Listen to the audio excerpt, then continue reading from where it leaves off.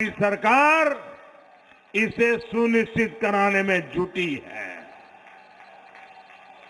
गरीब को इलाज में दिक्कत ना हो, इसके लिए उसे आयुष्मान कार्ड दिया जा रहा है। गरीब दुकानदारों को, खेत मजदूरों को, रेहड़ी पटरी वालों को पेंशन के लिए भी योजनाएं शुरू की गई हैं।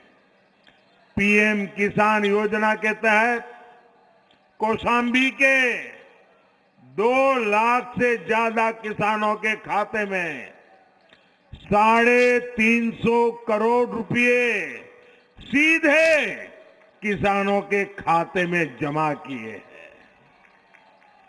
साथियों, इस कोरोना काल में आपने देख लिया है कि जब गरीब का दर्द दिल में होता है तो सरकार कैसे गरीबों के लिए काम करती है।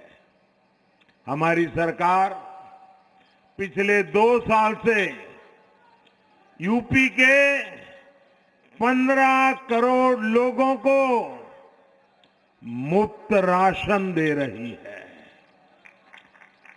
जिस राशन की उसने कभी कल्पना भी नहीं की थी, उसका दाना दाना आज उस गरीब तक पहुंच रहा है।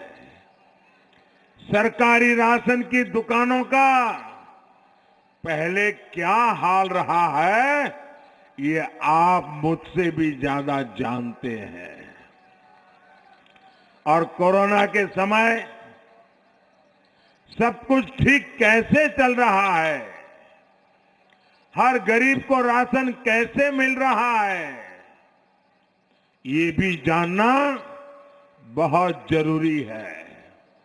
साथियों, इसके लिए आपको पुराने दिनों को, उनकी सरकार के समय यहां क्या हाल थे, उसको जरा मैं याद कराना चाहता हूं। पहले की सरकारों में राशन की दुकानों से गरीब के लिए भेजा गया अनाज राशन माफिया के पास पहुंच जाता था। दुकान के सामने कब राशन बांटने की तारीख लिखी गई, कब राशन खत्म हो गया, एक गरीब को पता ही नहीं चलता था। व्यापारवादियों के दलाल गरीब का राशन उसे भी लूट लेते थे।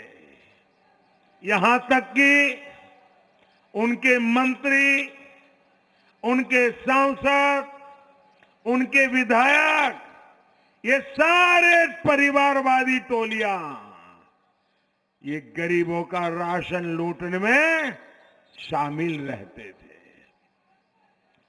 भाजपा सरकार ने गौर परिवारवादियों के इन सारे खेलों का भी द एंड कर दिया है। साथियों, गरीब तक राशन पहुंचाने के लिए हमने टेक्नोलॉजी का भरपूर इस्तेमाल किया। हमने 80,000 राशन की दुकानों पर ई-पॉस मशीनें लगा दी। हमने बायोमेट्रिक तकनीक के जरिए ये सुनिश्चित किया कि राशन उसी को मिले जो उसका हकदार है। एक और बड़ा काम किया गया राशन कार्ड को लेकर के। पहले एक जगह का राशन कार्ड होल्डर दूसरी जगह राशन नहीं ले सकता था। इसलिए भाजपा सरकार ने राशन कार्ड को पोर्टेबल बनाया। ये सुविधा गरीब